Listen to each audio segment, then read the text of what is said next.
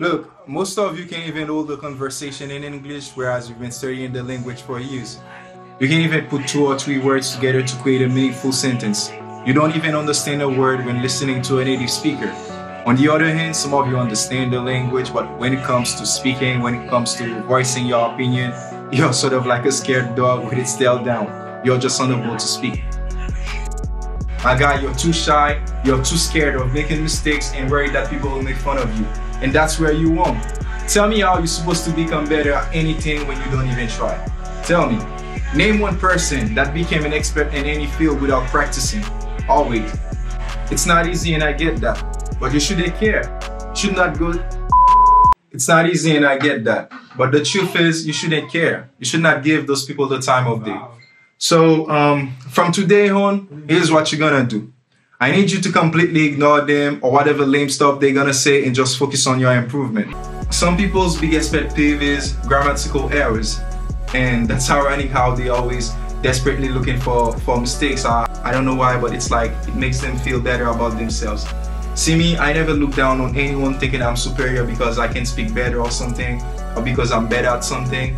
Because deep down, I know I'm just a human being and I'm prone to mistakes.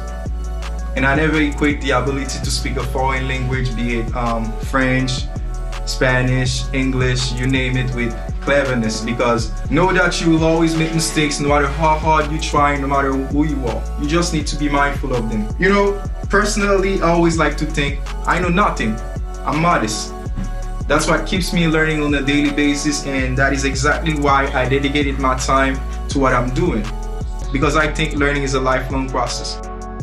Bruce once said, I fear not the man who has practiced 10,000 kicks once, but I fear the man who has practiced one kick 10,000 times. You've already put in too much work to let some stupid guy downplay your ability. Luckily, you're not on your own. You've got me, so your brother's gonna help you out. All you have to do is hit the subscribe button, and I can almost guarantee you that your English level will be on point. So today, I'm gonna give you 4 tips that I promise you, if you follow them, your English level will instantly skyrocket. If that sounds interesting, let's get started. Listen more. Look, we have 2 ears and 1 mouth, meaning we need to listen more than speaking. But most people don't listen, they just want to watch to speak. It's not just about speaking English. If you want to be a better communicator, you have to resist the urge to speak without first listening to your interlocutor. As a matter of fact, one of the best ways to become more fluent in any given language that there is through listening and emulating what you hear. See, nowadays you've got so many learning materials at your disposal. You've got Google, you have YouTube, streaming platforms, and so on and so forth. So some people find it boring to read a book. They can't even read for 5 minutes. If that's your case, you can listen to audiobooks, and I'm pretty sure you've got Netflix. Most of the movies on Netflix have subtitles of your native tongues or perhaps another language that you can understand. Personally, when I first started learning English back when I was a high school lad, I would download a bunch of music of my favorite rappers and look for their lyrics on Genius. My method was that every time I came across a new word or expression, I would write it down, and later on I would try to use that word or expression in my own sentences. I always knew that if I wanted to speak well, I had to listen to other people. I think when you take your time to listen to others, you learn more. But to do so, you need to listen actively. Active listening is a valuable skill in which the listener makes a conscious effort to understand the speaker's entire message. You, as the listener, do this by resisting the impulse to interject with comments or inappropriate questions whenever the speaker pauses, and also by giving clear signals that you're listening so the speaker can be sure you're listening.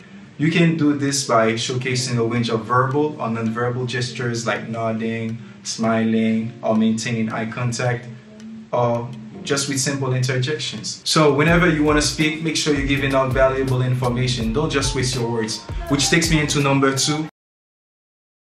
One of the main reasons you can speak well is because you don't read. So from now on, here's what you're gonna do. Instead of scrolling on TikTok or any other social media platform, I want you to grab a book. You will not be able to pronounce every word correctly, you will not understand 20% of what you read, but still, read along with a bilingual dictionary. But if you don't have one, make sure you download one from App Store or Play Store. If you're not sure about the pronunciation, look up the word on Google. For example, in the search box, type habit, meaning, click on search. Then right after reading the definition, click on the speaker icon. then listen and repeat. So every time you find a new word, I need you to write it down somewhere so you can come back to it later when you're done reading. What ends up happening is that by the time you get to a second book with those exact same words, you won't have to look for them once again and you will memorize them. Reading is perhaps one of the best hobbies in the world and one of the healthiest, whether you're reading a fiction or non-fiction book, a newspaper, or a book about self-improvement, it's gonna have a positive impact on you since reading is like feeding your brain. So in order to help you get your feet wet, I'm gonna give you 5 books, so check the links in the description. As a beginner, the most efficient way to trick yourself into becoming better is through writing or texting your friends in English.